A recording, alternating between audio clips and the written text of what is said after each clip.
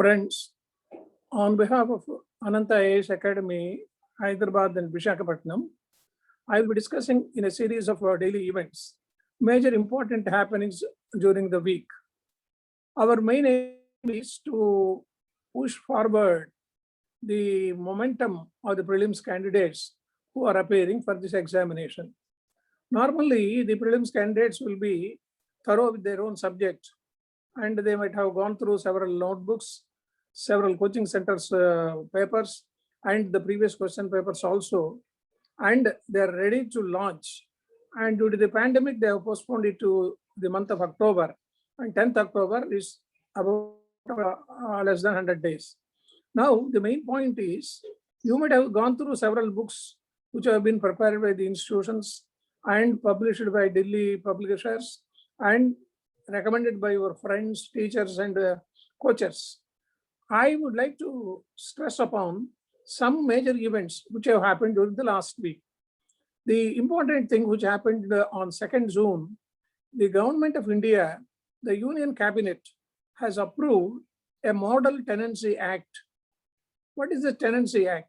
Normally, if you go to Bangalore on transfer, or if a boy joins there in TCS or Infosys or Wipro, if he has to get a room, or if he is a married man and he wants to get a house, it is very, very difficult.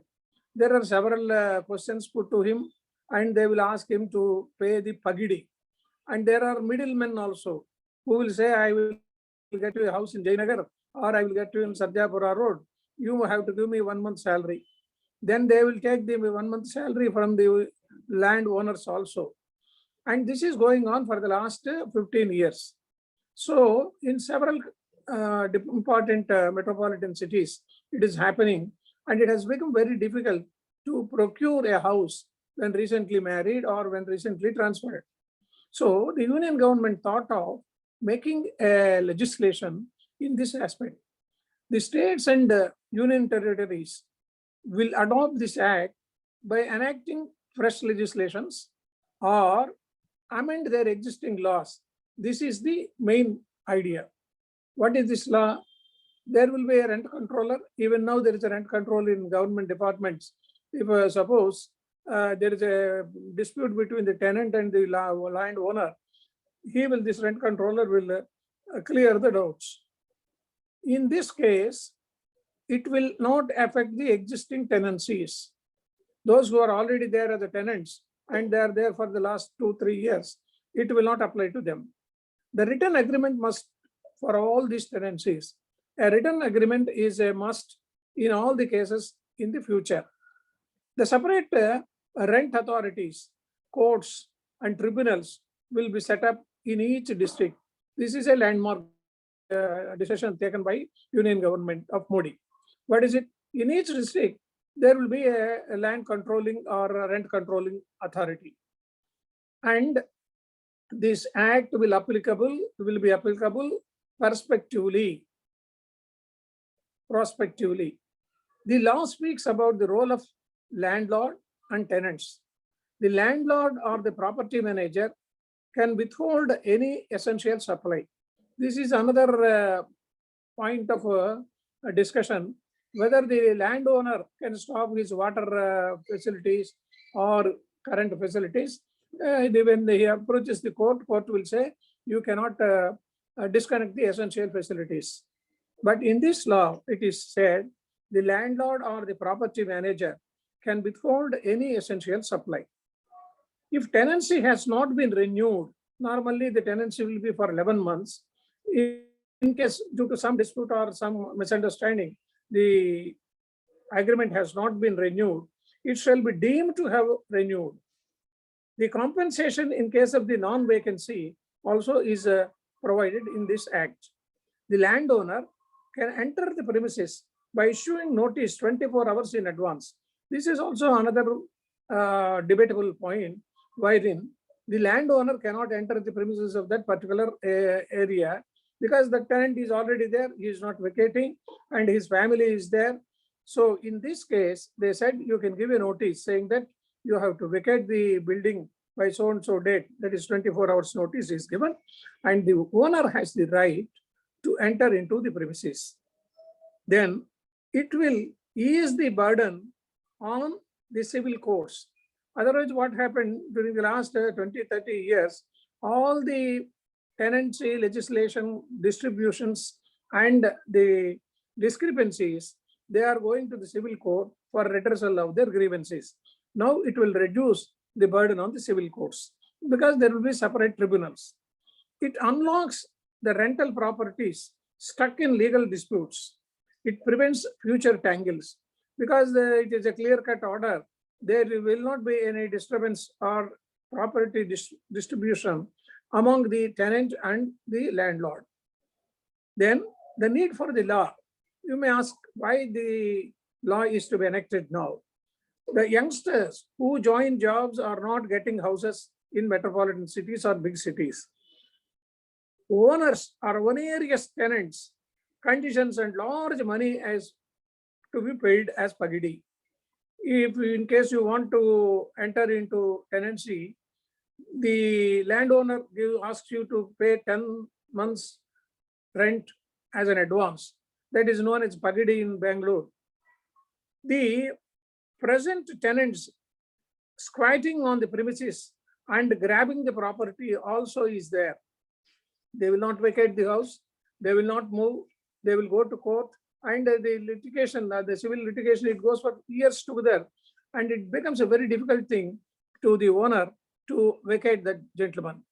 This is a good land legislation act, particularly for the rental aspect. Then we will move on to another important decision which has been taken as the Disaster Management Act, which was approved in 2005. It was first enforced during the pandemic. Now this act was, though in force, it has not been enforced. Now when the pandemic started, Government of India thought it is necessary to introduce this act. The Supreme Court, West Bengal, the problem here starts with the Chief Secretary of the West Bengal, Mr. Alapan Bandyopadhyaya, was served a show cause notice by the Home Ministry under Section 51 of Disaster Management Act 2005. It is punishable by imprisonment up to 2 years or a fine or both. What happened? Prime Minister went on a visit to the disturbed areas of the cyclone hit areas of West Bengal. He has called for a meeting. The Chief Minister of West Bengal, Mamata Banerjee, abstained from the meeting. She said, I want it to be postponed by another half an hour. Then the question came whether the Prime Minister should continue or he has to postpone his visit by half an hour. Somehow, the Prime Minister started attending the meeting, and he started the meeting, and at that point of time, Mamata Banerjee and the Chief Secretary, they just came to the room of the Prime Minister's program place, and then they handed over 2-page notes to the Prime Minister saying that we need several thousands of crores of rupees as a cyclone relief fund. Then the question comes whether the Chief Secretary can abstain from Prime Minister's meeting, which has been scheduled and which has been informed well in advance. The officer abstained from the reviewing meeting taken by the Prime Minister at West Bengal at Kalaikunda on May 28, 2021. Prime Minister went there on a tour. Then from there, he went to Orissa also, where Naveen Patnaik received him, and the Chief Secretary and all the officials were there. And they have discussed threadbare the cyclone effects, and 1,000 crores of rupees have been given as a subsidy to the government of Orissa. But in this case of West Bengal, the Chief Secretary and the Chief Minister, both of them abstained from the meeting due to several political reasons. It is tantamount to refuse to comply with the lawful directions of the central government by the Chief Secretary under Section 51B. The section, it prescribes the following punishments. What is the present one? The recent issues happened due to the Chief Secretary's abstaining from the meeting. The Home Ministry has issued him a show cause notice. On the same day, he retired on 31st of May. Then on the next day, Chief Minister has appointed him as a chief advisor of West Bengal for 3 years. This is the question for discussion. Then what are the recent issues of Disaster Management Act which has been implemented? There is one case of spitting in public, a punishable offense in the month of April. They have issued notice to that person who has spat on the road. And then they made a warning of face masks. Wearing of a face mask is compulsory due to pandemic. So wearing a face mask in public places is mandatory. And then on March 20th, 2020, when thousands of migrants gathered at Anand Vihar railway station in Delhi due to sudden lockdown, 2 Delhi government officers were suspended because they have not taken preventive action. Otherwise, it should have been averted. On March 24th, 2020, the National Disaster Management Authority, headed by Prime Minister, involved the provisions of the Act, and they said it is compulsory to act according to this rule. Then another, which is a very spectacular thing, which happened during the month of May, the Chinese artificial sun experimental fusion reactor sets world record. This is a world record because normally we know about the sun, moon, and other planetaries. But in this case, they have made an experimental fusion reactor. What is it? It is known as artificial sun experiment. It is believed that the temperature at the core of the sun is 50 million centigrade. 15 million centigrade. It is nearly 7 times that of the sun. It is a significant step in the country's quest to unlock clean and limitless energy. This is another important thing. The mission mimics the energy generation process of the sun. It replicates the nuclear fusion reactor and nuclear fusion process. The tremendous heat and pressure as hydrogen atoms is developed. It forms a hot plasma soup of subatomic particles. This is an important thing which we have to note down. It forms a hot plasma soup, SOUP, of subatomic particles.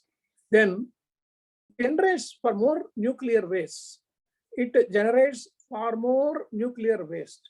In 2020, South Korea's K-Star reactor set a new record with a temperature over 100 million degrees Celsius for 20 seconds. This was the record, and that record was beaten by this experiment now.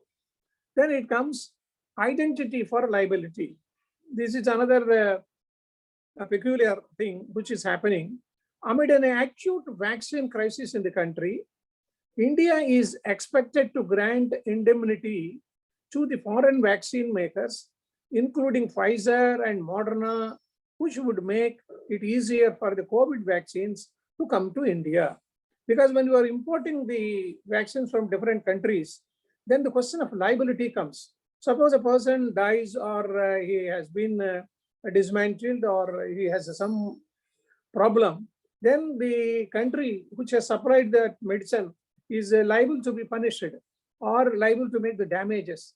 To avoid this, Government of India has made a plea that it will indemnify the particular country. Now, Serum Institute in Pune has become the latest to ask for the indemnity for the liability, stating that all pharmacy companies should be protected against the legal suits, because the local suits will be going on. If something happens, if somebody loses his eye, hand, or whatever it is, then Serum Institute has to make the damages. So this indemnity will be by the government. Indemnity means the security against a loss or other financial stress to a particular individual. This clause is used in insurance contracts. Normally, when the insurance people take the insurance policy, they will make some policy users the benefits of that. Then this contract will be there. The government and not the vaccine maker would be liable to concentrate or to compensate any citizen who claim to have side effects. If suppose Covaxin or Covishield has some problem, then the company is not the liable person. The government of India has indemnified that. The bridging trials have also been taken. What is this? That is localized clinical skills and clinical trials which generate data related to the impact of foreign medicines and vaccines on the indigenous population. Because if we import the Pfizer company made vaccine, and if we administer it in a smaller place like Raivaram or Gannavaram, then if somebody gets some problem, then what happens? A clinical trial is needed. So the clinical trials are to be conducted. These are number of expected to indemnify this. Why there are a number of exceptions for the indemnity. Because in case the government of India is indemnable, they have to go through some drill, and they will be paying the damages to the parties. So with these major events, I will round up today's discussion. Thank you all.